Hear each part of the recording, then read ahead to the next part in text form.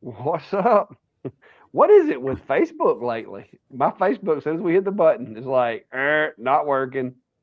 So I'm trying to put it back on there again. So we'll see if it works. It worked last week. We'll see if it works this week. I think yours aired out too. So just might want to grab that right quick. All I had to do was like I removed it and then re-added it, and it seems like it's working. I didn't want to mess with yours since it's your account. Bear with us, guys. It wouldn't be a remote live if there wasn't one little hiccup that we couldn't see coming. Yeah, I don't know. Maybe Facebook's not playing nice. Yeah, I think that's a Facebook StreamYard issue. But hello, everybody. Welcome to the show. This is episode. Oh Lord, this is a lot of episodes. We should be like 161, I think. Sure. Of our live show, and we did not. I'm going over to check, make sure. I put it in the narrative. Listen at me. 161. Yep. Yep. It's in the bottom. Chris put it on the screen while I was over there looking, so he knew. But we are at CES in Las Vegas, Nevada. This is the curtain that is on my window in the motel room. I had a pretty good looking view out there until the sun went down, and now it's just a glare. So I decided to close the curtain. But we are having a good time, getting to see some pretty cool stuff at CES. And I know Steve is biting at the bit to show you guys a clip of video that he collected today. But we're trying to come up with some good stuff for 2026, because a lot of the companies that are over here will be partnering with 2026 as we move forward. And so it's been pretty fun. My trip was very uneventful. My daughter is with me. She's my assistant / videographer, whatever I need, basically. She's been taking up the cards and handing out business cards and helping carry some of the equipment, taking notes, just trying to keep up with where we need to go and all that. So it's been helpful having an extra set of hands. We got in yesterday. I think we got in to Vegas. We left our house. We got up yesterday morning at like 2 and 3 o'clock in the morning, and we were here before check-in. We got checked into the motel, and we wound up going to sleep at like 8 last night. So Steve's had a long day. Yeah. Somebody said in the comments, Steve, you look tired. But Steve's had a long day, so I'll let him bring you guys up to speed on how his trip is going so far, because mine's going fine. Somebody's asking, what am I sipping on? And this is hydrogen dioxide. Some of you may know it as water. This motel, and I'm going to go ahead and share this real quick. This motel has a refrigerator. It's got water. It's got all kinds of things over here. But if you touch it, like there's alarms go off, and then they charge it to your bill. And so I learned last year that when you're traveling, especially in touristy places, this is and I might even do a video on it for you guys, but it just says it on it somewhere.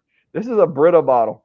And so this bottle, when you put the water in there, it just sits in this reservoir that's kind of almost like a tumbler or whatever. It's insulated, stainless steel.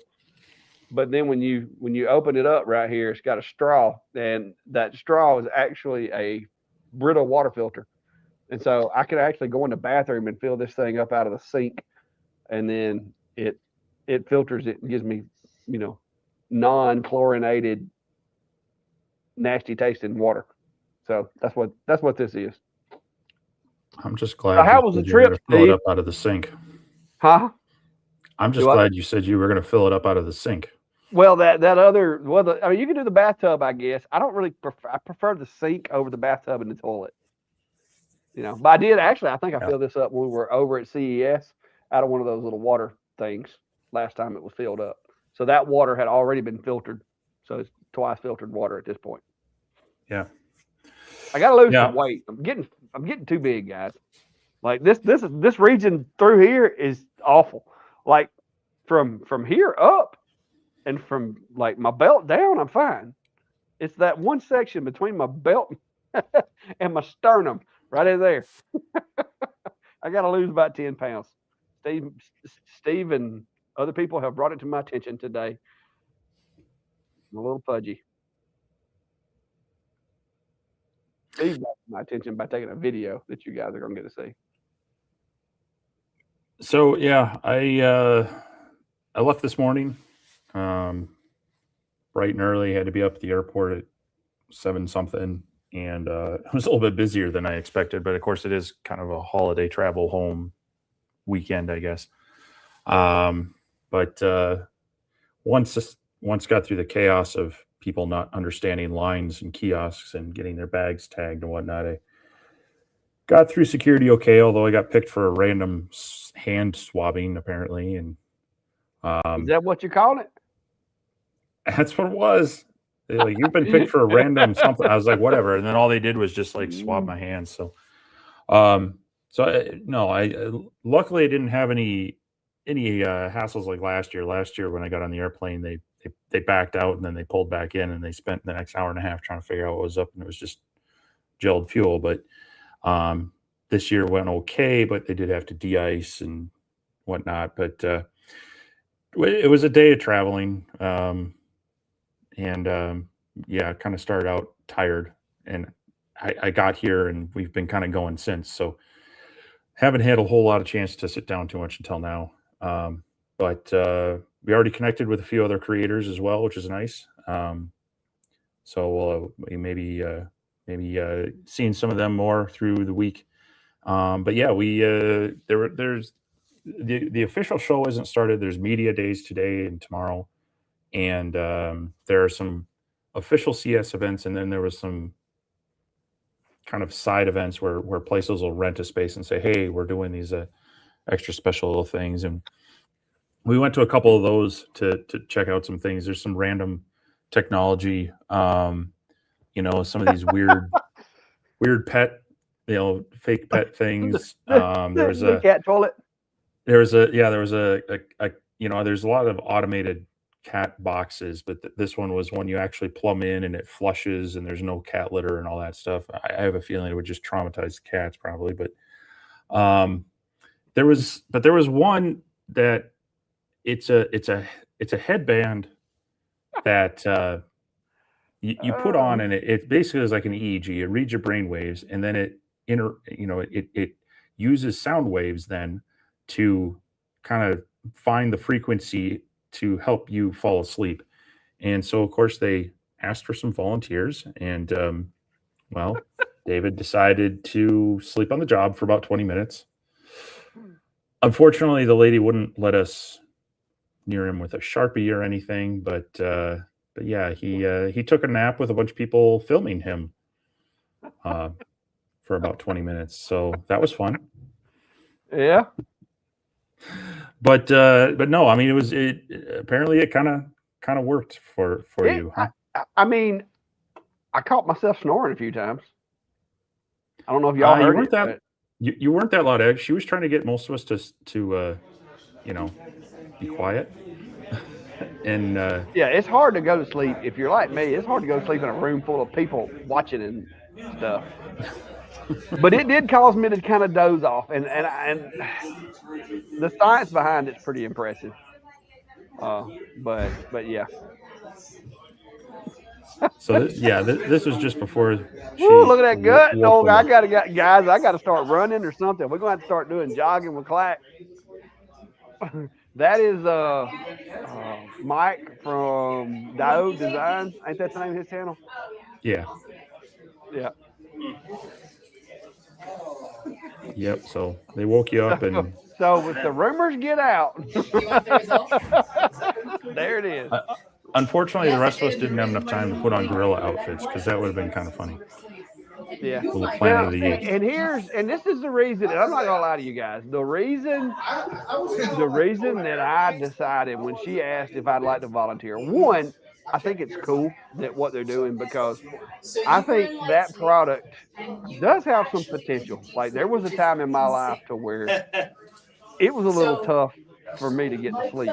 And so this might have been the non-medicinal push, you know what I mean, that you need Mhm. to do it. So that was one of the things that I was looking at is like guys on the job, like when you work night shift patrol in law enforcement, you know, any kind of PTSD or anything aside, just the job causes you like you're at work adrenalized for 12 hours and then you come home and it takes a little while for that adrenaline to run, get off of you. So there's some applications I think for that. But it would be really cool to play around with. But yeah, interesting thing. Now, what's his name? Mike said they said he hit REM sleep because they're Yeah. monitoring your sleep patterns. Me, I was just like a light sleep. Mine was kind of like that, when you just like doze off, like on a plane or in a car or something. That's kind of where I got to. I didn't feel like I was like in REM, but he said and she said, looking at the monitor, that he went to REM sleep. So it's neat. Yep. Yep. So yeah, we haven't. I mean, this is just the tip of the iceberg. A couple of rooms. There's an event going on right now that we'll probably try to hop down to yet. That has more vendors kind of doing their pre-sales pitch. It won't be till really Tuesday. I mean, there's more stuff tomorrow that's kind of the initial media stuff. But it won't be till Tuesday when we really get to hit the floor and start seeing some of the cool things as well. But yeah, I mean, we're here, we're safe so far. I don't think anybody's lost too much money or anything. So I day donated one, $20 last night, but I traded it yeah, for a Miller Lite. So there you go. you know, it So, worked.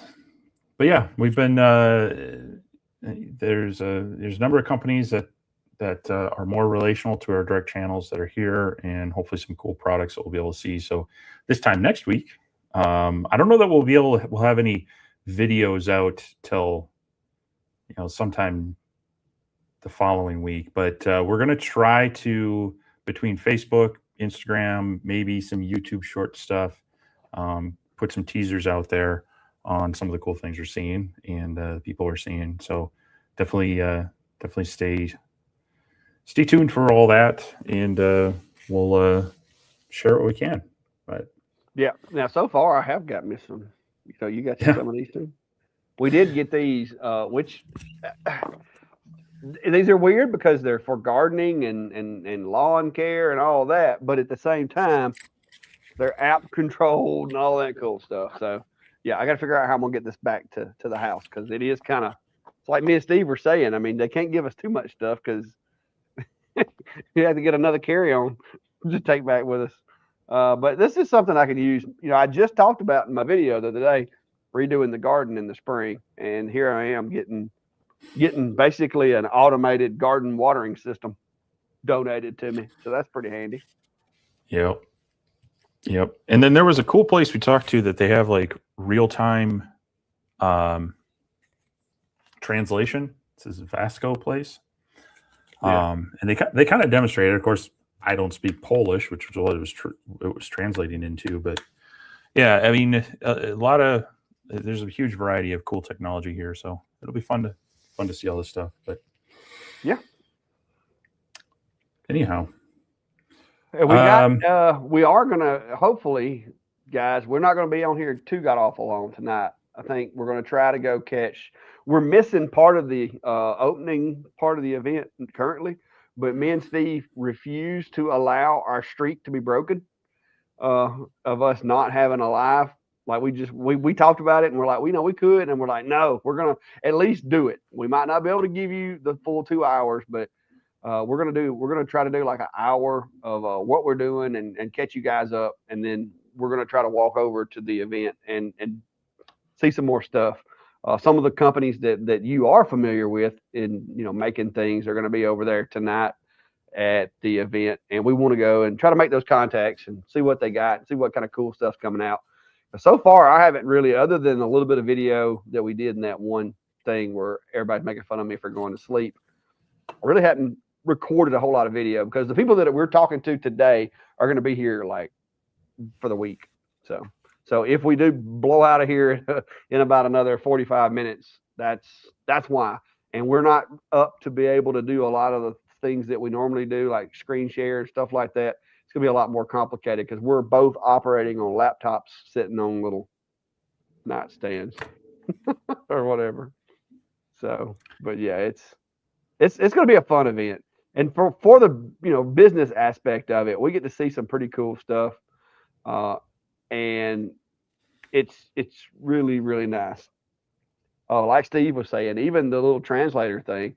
My first thought, of course, because of what I've done before, was that would be something pretty cool for like the supervisor of a police department on a shift. Each supervisor on the shift could have that thing that they keep with their car, or keep in their car, or heck, just have one at the police department. And that way, when they come into a situation where you've got a victim that's been assaulted or whatever, and you can't understand them, you could literally take this thing to the scene and use it to get the information that you needed. They have ways of like phone a friend basically now that they can do that, but this was pretty cool because you could even have it like it would dictate the conversation for you and stuff. So it was pretty neat. And then that one thing that they had that was glasses for people that had like eye damage or whatever. That was kind of neat because it was like a camera that would adjust the image to your ocular malfunction or whatever, so that your eyes could actually use the data being sent to them. It was pretty neat. That one lady that was in there showing it was like, she literally got on a plane. She's legally blind, but she got on a plane and came to CES on her own using those things. So that's a lot of the stuff that we see here is like assistance stuff too, with a lot of the AI and digital stuff.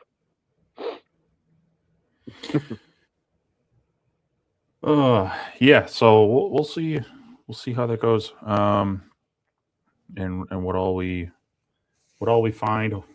If we gather too much stuff, looks like we'll have to find a way to ship it home. We'll just get Jerry to come pick it up and then have him ship it to us. Well, Jerry's over here somewhere. Yeah, Jerry. He is. He actually right said there. that, didn't he? So, but yeah. And speaking of, it's fun. I know we've got Jerry's contact and a couple other people. So if you are in the area or you are at the show, reach out to us via email or Facebook pages and such. We're going to try to find a time or two this week when maybe we can meet up somewhere and hang out with some people. So yeah, that's the goal is, and we've got, I think, 3 people on the list so far that I know of. We're going to try to find some place to meet everybody and like just hang out for a little while.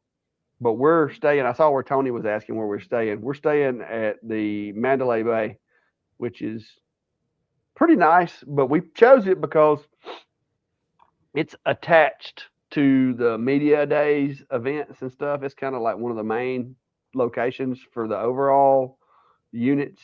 So it's pretty convenient. And the motel here, as much as you think Vegas is expensive, it was less than what I'm used to paying at Panama City. So that's not too bad. Because when we go to the beach, the prices are crazy down there. So yeah, it's not terrible. I mean, I know I was able to book mine through some of the CES links, which gave me a discount and such, but it's definitely more expensive than Vegas on a normal day. They do jack the rates for large events like this, but yeah, and we just so happen to be on top of a ball game too that we didn't know about. So yeah, well, that's done now. Yeah. But anyway, This will be kind of cool. Mark Patterson's saying the Snapmaker U1 is here. There'll be an unboxing soon. So that's that kind of multi-head 3D printing unit. And so it should make multicolor much faster and more efficient with the filament. So I'll be really curious to see how that pans out. They're not here. I don't know. I don't think Creality's been teasing some newer devices in both the laser space and 3D printing. So we might see some things there. Was Longer here? I thought maybe I saw something like they. It's hard to find a lot of the companies that we work with because the company names are kind of they're what they their business name and not their brand name. Yeah. And so when I'm scrolling down through there, I don't recognize the business, but it's because it's their tax name, I guess. It's like Shenzhen something technology, something like they all are. Yeah. But yeah, excited to see that, Mark, and how that works for you and others. So 3D printer wise, I know I talked maybe a little bit about this. So I got the Anycubic Cobra S1 in a few weeks ago, and it started out okay, but I started having some problems with it. So I did order some replacement hot ends just to eliminate that as an issue. And now I've been dialing in the Z offset again to get that. And before I left, I was able to get a couple of quality prints again. So hopefully when I get back, we'll see how that it goes. But it can create good prints, but I've found I've had to do a lot more tinkering with it than say the Flash Forge or the Bamboo. So yeah. Chris is asking, was it the Babel fish translator? No, it's called something else. What was the name of that? You had the card a minute ago. The company's Vasco Translator. And so they can do, like, the person speaks into it, and then you register with your device, or you can get the app to do the transcript, and you basically say what language. And I mean, it wasn't quite like Star Trek real time. There was a 5 to 10 second delay on it. Yeah, I think he said it was 10 seconds or less typically. Yeah. Typically. But now it is a wireless device, so that could come into play too if you didn't have a good connection. But it would also use, he said you would use AI to train its native tongue voice in his voice, so it sounded like him speaking that language, but in the tone of it. So it's kind of cool, pretty neat in the fact that, you know, it can go out to multiple people with multiple languages at the same time. So yeah, he was saying you could use it like in a meeting to where there's like 3 different people that speak 3 different languages. That would be kind of neat. Yep. Tony says when you get to the main hall, see the piping he ran there. Is that it? I mean, this event's at the Venetian. It's at the Las Vegas Convention Center. This stuff today's here at Mandalay Bay. And then there's actually a couple of other places that there's got listed. Well, there's other side events that are one of the companies that I've been working with is at a site that I didn't even know was part of this. So Scott saying he had too much bag. He has extra room in his check bag. Yeah, I think there's some, like I said, I know he's already sent me an email. So if you're gonna be here this week and you want to get up with us and hang out or something, be sure that you've sent me an email. I'm pretty sure Scott's the one that I've already got the email. Yeah, I think you shared that with me. So yeah, we've kind of started us a little list to make sure that we had everybody in case we do. We're going to put out posts, all that. So, Cody, isn't that gooder English and badder English? Haven't seen Cody yet. He's in there. And I just we haven't seen him. We haven't seen him. Oh, you haven't seen him here. Yeah. Now he said earlier he's got like a kitchen remodel going on. Yeah. Well, how did it go?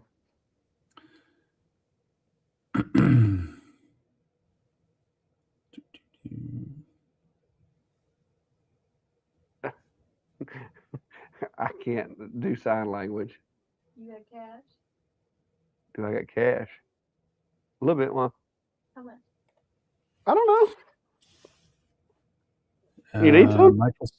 Michael Seelix is saying my son said I need a bigger 3D printer, so he bought me the Anycubic Cobra 3 Max with 8 colors. I think 20. Yeah, for me. I mean, I've heard good things out of Anycubic, but I've also heard some people say Okay. that they've needed a little more tweaking in such a time. So again, it's not necessarily a bad printer. I've just had to do more kind of tinkering and dialing in with it. So hopefully as I get those things worked out, we'll see how my overall experience with it goes, doing some more prints, because I've printed out some quality things with it.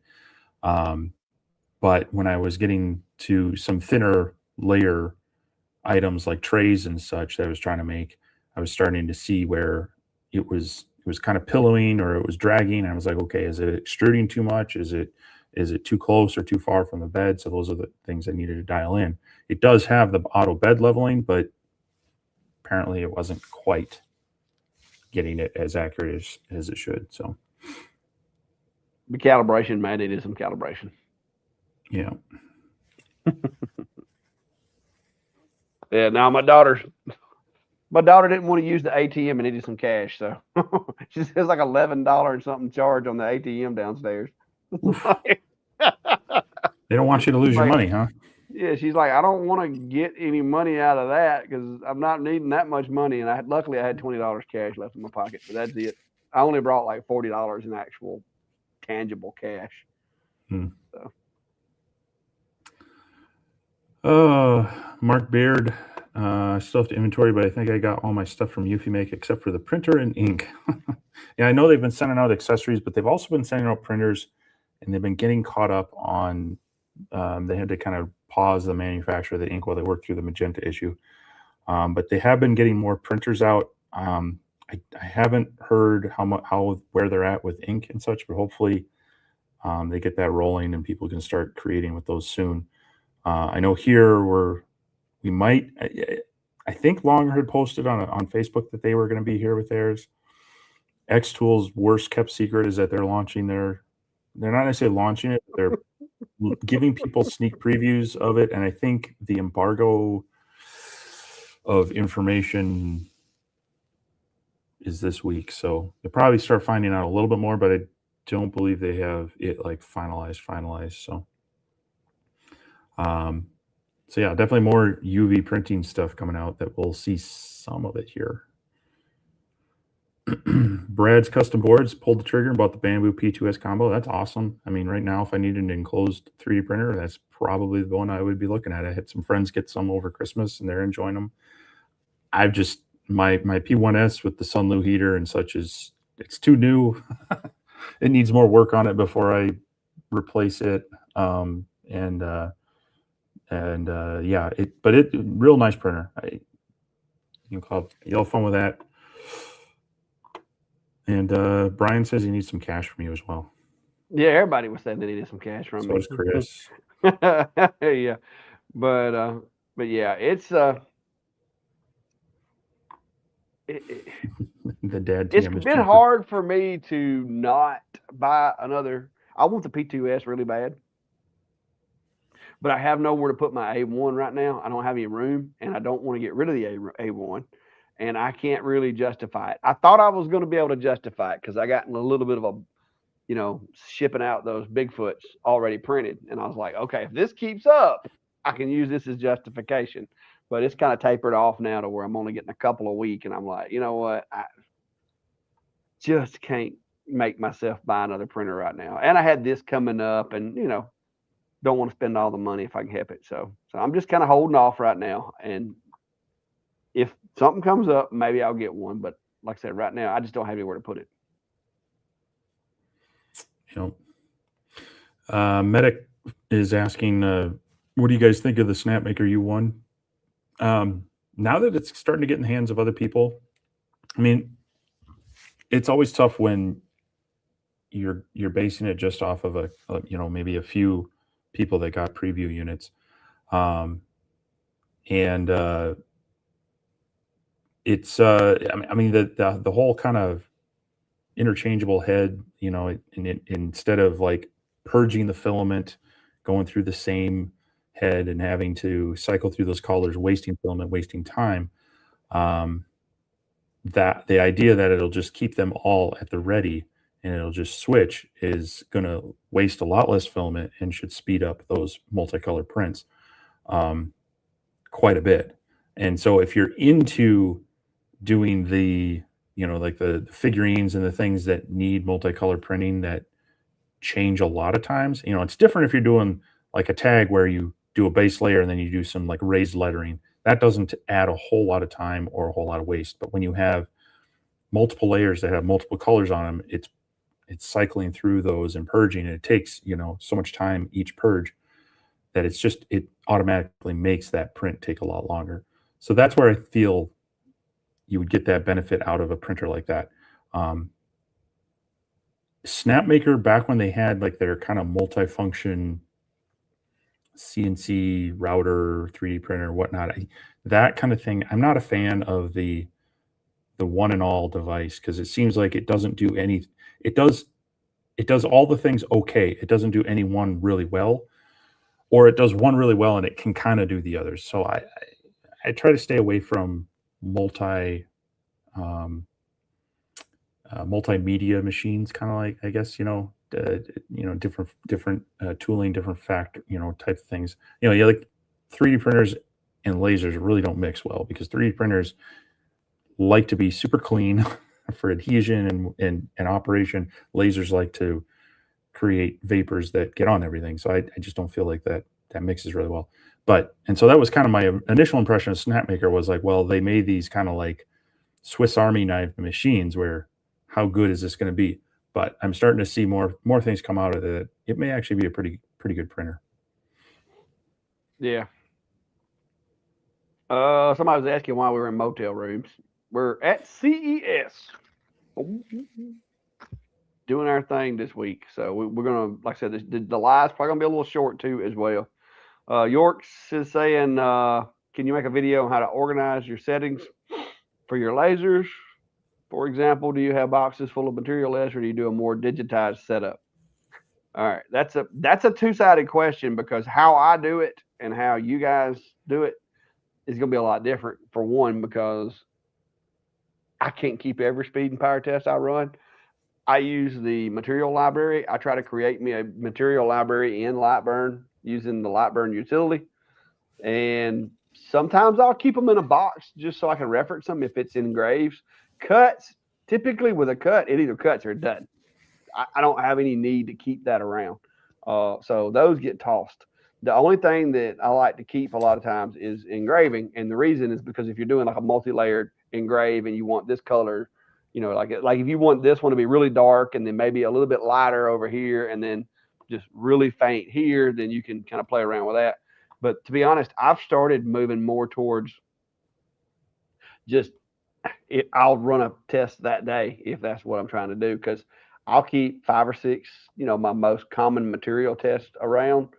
But a lot of times I'll play with the LPI to get that shading instead of speed and power. Because I've started playing around where the LPI, you can spread that LPI out and get a really cool effect to where it's shaded, but it's not really trying to engrave it. Because some materials you just can't shade. Like you got one crayon, that's it. Other materials will be able to shade. So using LPI, that just lets you use kind of like one line burned with space between it, and it makes it look half as dark if you set it up right. So, but yeah, I just keep them in boxes, like little cardboard boxes or my little wooden boxes that I make, if I keep them. But a lot of materials now I've gotten to the point to where, like if I do one on Monday and I do another on Friday, I already know what the settings are because I'm putting it in my material library. But sometimes if it's been a long time since I used a material, I'll go ahead and rerun the test because my machine may not be running as efficiently. The material may be more moist. It may be drier. It may be that this piece of wood was cut from heartwood. This piece of wood was cut from sapwood. There are still variables. Just because it's cherry there's different hardnesses inside cherry. So a lot of times I'll just run another test if I need to. But most of the stuff I do, it's not that delicate. Ooh. Photos are really the only time that settings are really, really, really critical. Any other time you get it close, you get it in the ballpark, you're pretty good on vectors and stuff. What say you, Steve? You got big boxes over there, or you putting them in a binder like an old photo album, or what you got?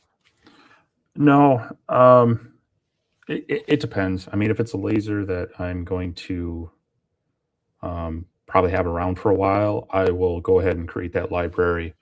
Um, or if it's like, it's like a 20-watt diode is going to be fairly close to most other 20-watt diodes in general.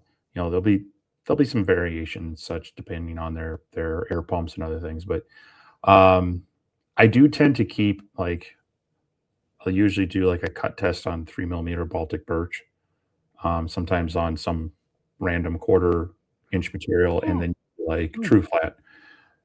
So what I do is a lot of times I'll take all the stuff that came with the laser. If there's like a manual, if there's a flash drive, miscellaneous parts, sometimes they come with a little kit of some extra parts and such. And then I use like a gallon Ziploc bag. I put everything in there, just so I don't lose any of the accessories for it. And sometimes then I'll throw in, that 3 millimeter Baltic birch cut test and such. Now, the smart thing to do is you utilize the material library tool within Lightburn. If you're using some of the others, they do have the ability generally to add to the material library. So that's a good thing to do, but you got to be consistent about it, and you got to make sure you create your libraries in a sense that they're actually branched out by device and laser and then like material and such. So it takes a little bit of pre-thought about how you want to organize that to do it. Otherwise, a lot of times I'll just go back and reference my videos. yeah, I have been known to do that on like baseballs and stuff. I'll be like, hey, what did I run that at? So, yeah. Paul Hunter is saying, oh, by the way, Pied, we appreciate the contributions. We don't ask for it, but hey, as always, we're grateful that you guys find value and are willing to contribute. So, appreciate you over there. Paul Hunter is saying, wanted to say thank you to the vendors, SaneSmart, for the holiday giveaways. Received mine yesterday. Thanks again. Yeah, and that's one thing that I don't know why y'all make me sleepy every time. Well, it's probably because I've been going for 2 days, but that's one thing I would say is so far all the vendors have responded and done what they're supposed to. I know some people were like, well, what happens if this? What? But so far we've had no problems with any of that kind of stuff. The ones of them that were given coupon codes and stuff have got their stuff taken care of. So if anybody did have an issue, let us know, because we haven't heard from anybody that had an issue. And I have heard from several people saying that their prize had showed up and that it was as expected and all that. Some of the ship times were a little delayed, but I mean we had Christmas and New Year's to work around, so.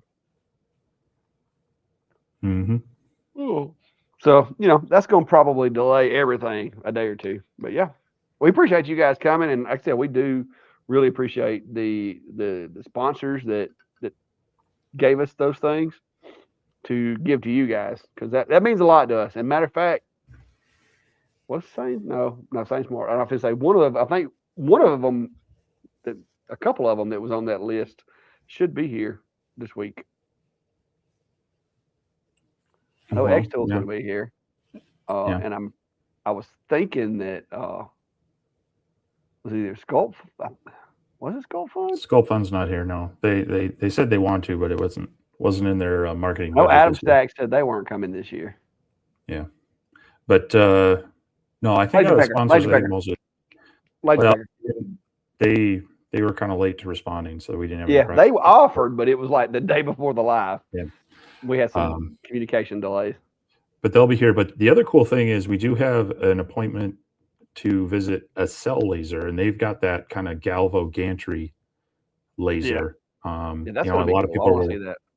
a lot of people were watching the Rolly version, the Galvo-matic, and this was similar to that, and so we do have a time set up with them to go check out their stuff. So we'll get a little more firsthand knowledge on that one. But yeah, it definitely, reach out to the companies and tell them thanks if you can. It definitely helps us be able to bring them back the following years. Yeah, Greg. Yeah, we're in the room. We took a break. We left an event, came to the room, got set up. We're doing the live. Like I said, we're probably going to do like an hour long, and then we're going back to do some other stuff tonight.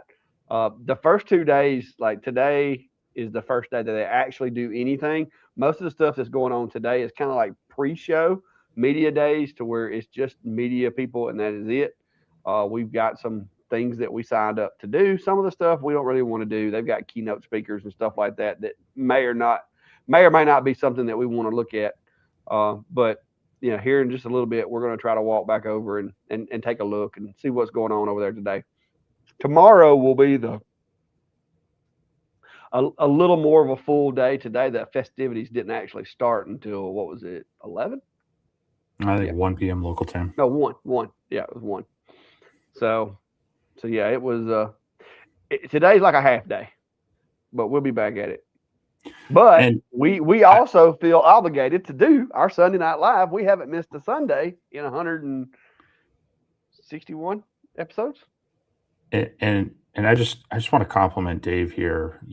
I know he's probably holding back, but we almost went live about 2 hours early. Yeah, we did. Had me in a panic.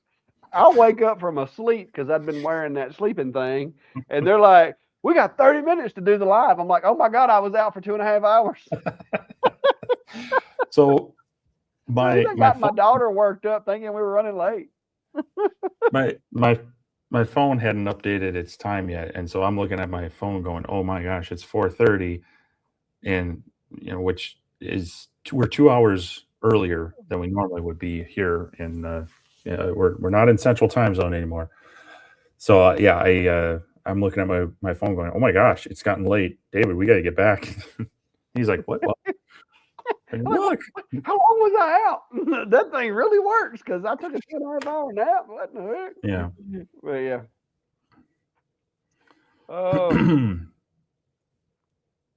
But yeah, tomorrow's another media day, and then Tuesday the main stuff really kicks off. So you had a visitor nearby checking out your big Peach water tower. Yeah, they like that thing. I've been wanting to get my drone out and go down there and create a 3D model of it and put it in a crystal. I just ain't got around to that yet. This has not been the time to be doing such projects. Yeah. The video thing works if you're putting videos out there for reference stuff. Yeah, you can take pictures and create a file system if you wanted to, and you could even take you could take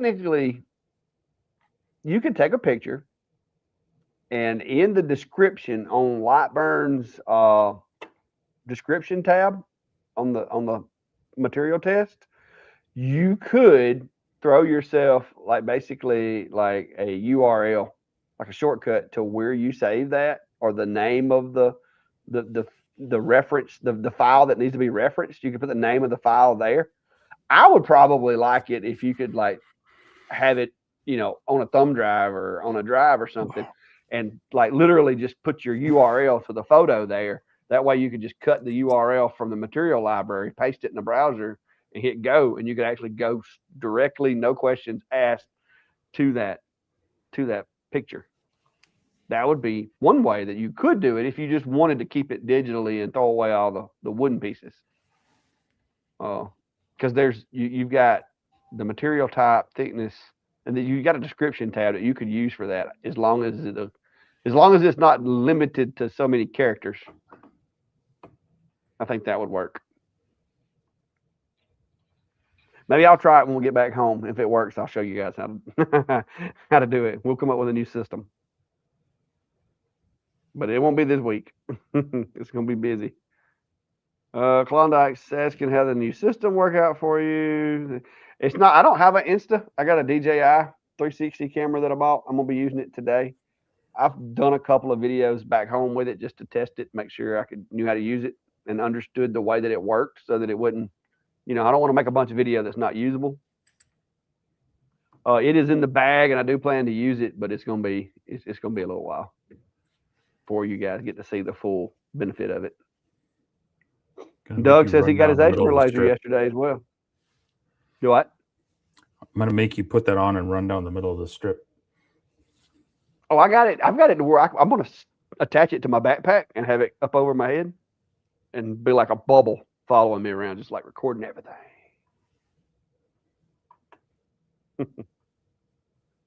That way, if we miss something, we can go back and review it later, maybe.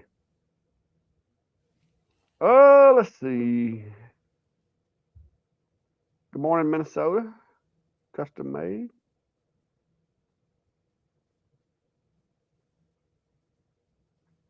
Medic 458 said I got my X-Tool UV and tried to do an internal graving. It came out really thin and light. What settings would darken that up? You can play around with it. They've got it. Their software actually has a power adjustment, which I'm not sure what they're adjusted. I don't know if their machine works different than a lot of the other ones or what, but you can adjust bump the power up just a little bit on that if you need to. But I will tell you, if you go too high, you're going to create a fracture inside the glass. But yeah, some of their settings were really conservative in my opinion, and I bumped. I don't remember. You can go back and watch my F2 UV video and see. Pretty sure during the video I go over the settings that I'm using, but yeah, their settings were really, really conservative. I think they were trying to make sure nobody fractured their crystals or whatever. Jerry said I almost had a Galvomatic to review. Yeah, I was on the Leo had reached out to me, and I was close, but I wasn't like, I wanted to see it, but I wasn't biting at the bit to try to talk them into stepping into the line or anything. But Leo did mention it to me one day in an email and say that he was going to put me on the list. Tony's asking, are we going to be planning on being on anymore this week? Nothing's planned. We don't know how good the internet is going to be anywhere we're at. So going live in a booth is possible, but it might be kind of sketchy. Most likely it'll be just, teaser photos on Facebook and Instagram, maybe some short videos, kind of teaser short videos of booths. So most of it'll probably be post-production video things. But I can see maybe some shorts like with the different companies or something. Maybe. Yeah. Maybe. Yeah. But who knows? I mean, if we're in a spot where we happen to have good internet, we might do a pop-up live tour of a booth at some point just for fun. But it'll probably just be selective on the channel because it's really hard to do the multi-channel thing on a whim, portable, away from the computer per se. Yeah, we'd have to have a laptop with us for sure. Yeah. Tim, they want me to release the video on the 20th, but I will tell you that they do have a booth here at CES. I don't know if they're gonna. I mean, if they have the product with them at their booth, I don't know why they would want me to keep it quiet any longer, but I don't know that they are. So we'll find out because they've asked me to come by their booth this week and see them. So I'm gonna try to get by there, and if they're showing it there, I'm gonna talk to them and see if I can't go ahead and release the video because I mean I've had it for a while. They had told me that I could show the things that I was making with it and all that, but they just didn't want me to release the machine itself for whatever reason. And I respect, like I said, when I'm working with companies, I try to respect things as long as it's, not a dishonest thing that they're asking me to do. If it's something that they're asking me to do because of their business or because they don't want to, say, oh, we're making this product and then something happened, you know what I mean? Whatever the case may be, I can get that. But they've not asked me to do anything other than just, hey, let's push this date back because we had some issues with the holidays and all that. So but I hopefully, like I said, if they're showing the product tomorrow, then yeah, I'll tell them, hey, look, y'all have already released, y'all let the cat out of the bag. But I don't know that they are because they're pretty adamant about this January 20th thing that they sent me the other day. So, oh, Chris says URL links will work in Lightburn. So, I haven't tested it, but Chris says it. He's probably checked it.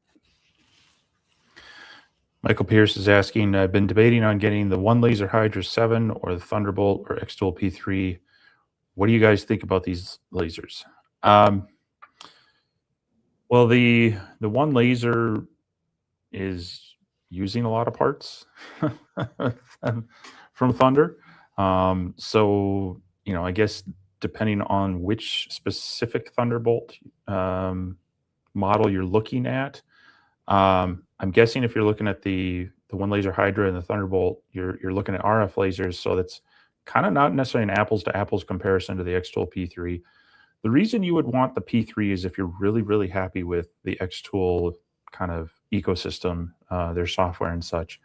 I think the other two, they're going to be a little more industrial. They're going to be possibly faster depending on what you're wanting to do. X-Tool is going to be probably better at the one-off unique kind of things and a little bit more of an easy button with their software on some materials and such. And cutting is going to be a lot better because it's. Yeah. But I can tell you the Thunderbolt is not built for cutting as much as like even the Thunder lasers of equal output can cut better than the Thunderbolt.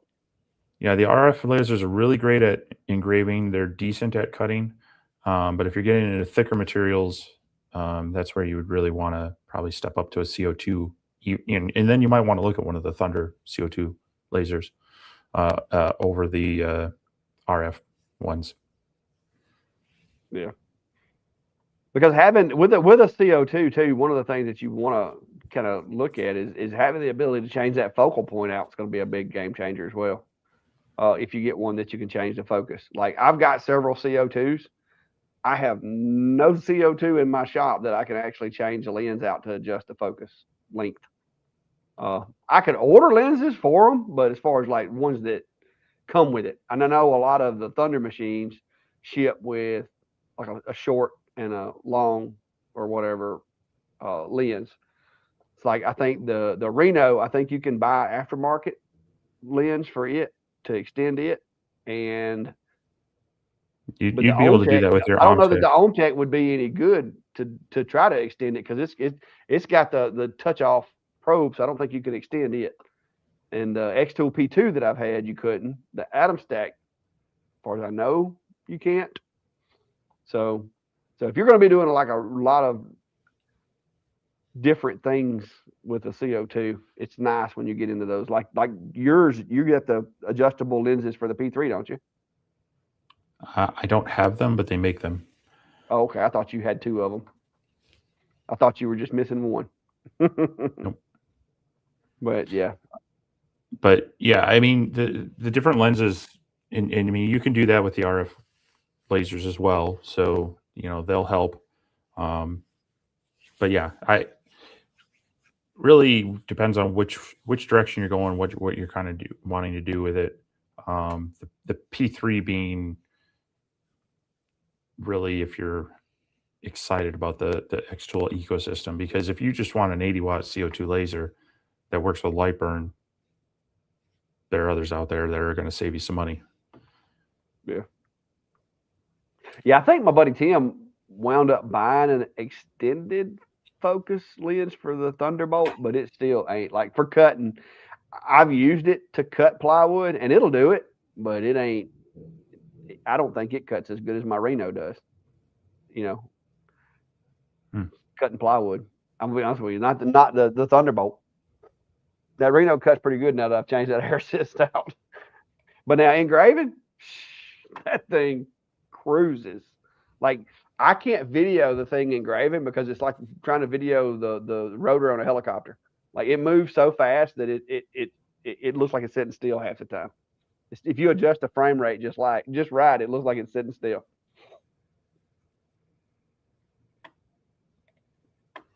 Sparks is wondering, can anyone get credentials for CES? No.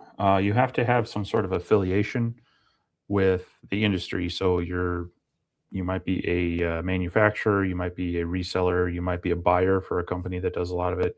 For David and I, we're considered media, but you have to have certain metrics with your, depending on the type of media. So we're digital content creators. We had to show our metrics of so much activity, so many views, so many impressions to get those credentials.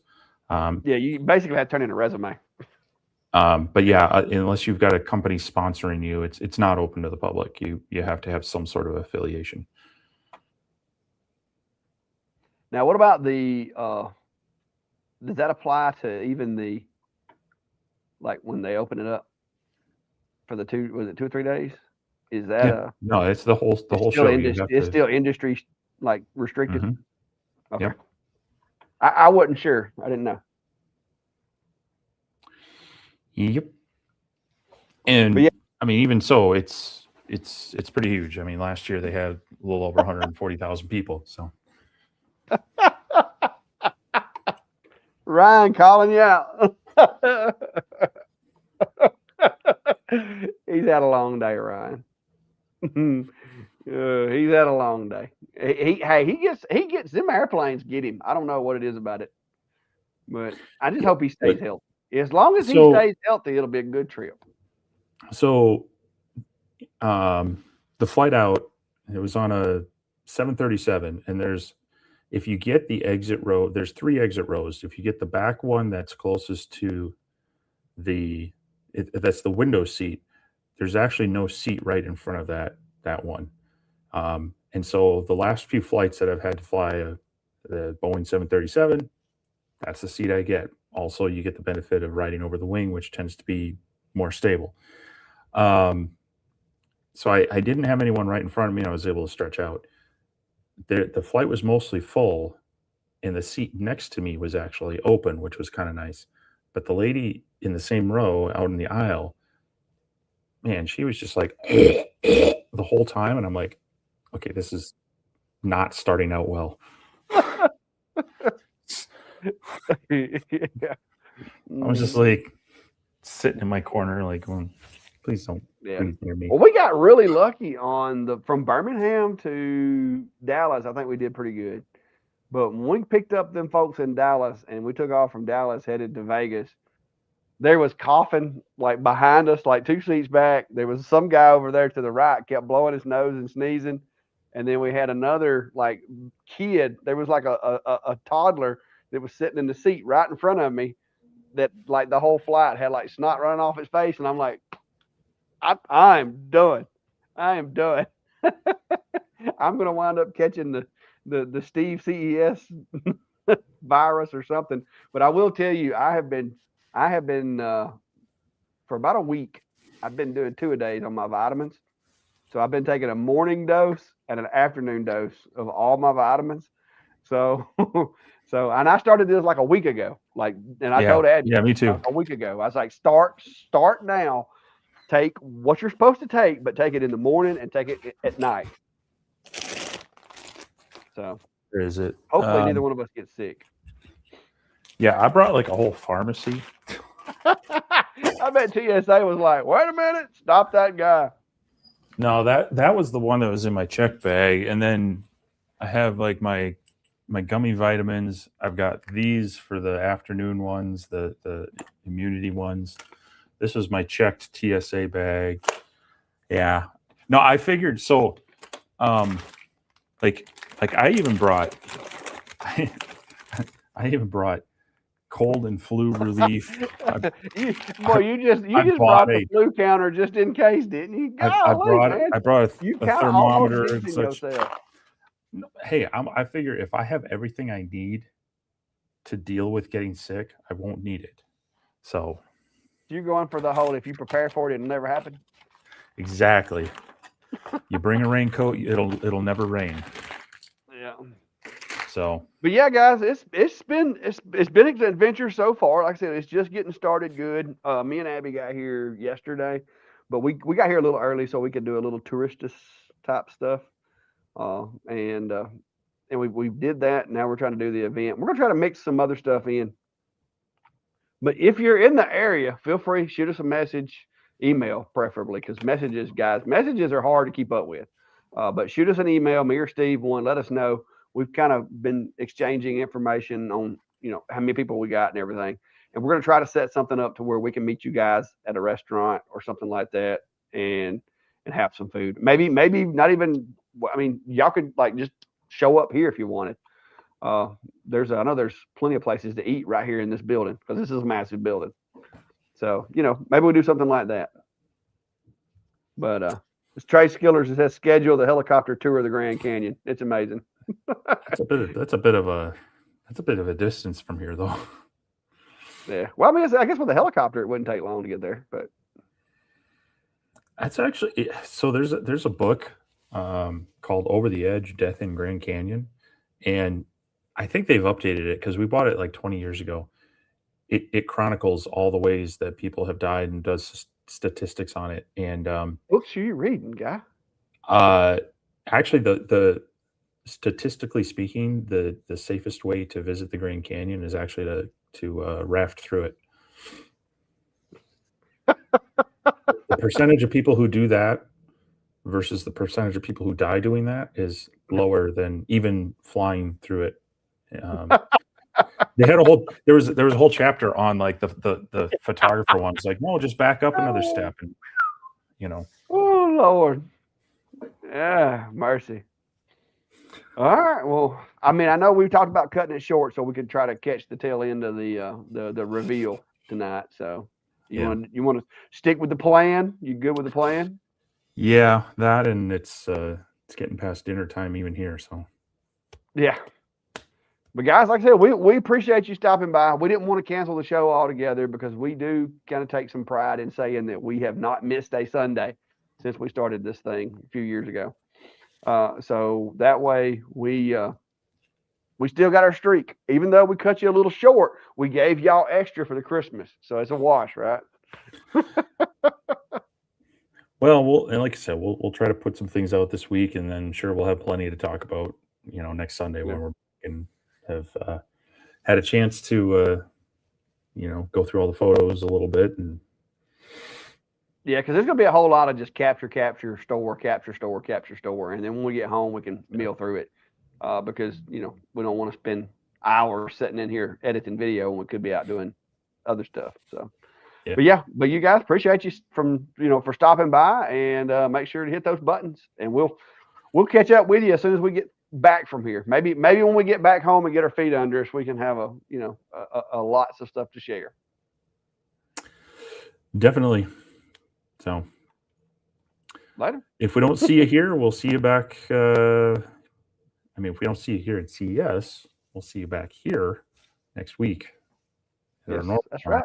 Which is our normal time now, but it'll feel normal to us. We'll get Steve back on Central Time, so he'll quit telling me I'm late. Y'all be good, guys. Stay safe. Let's see you, everyone.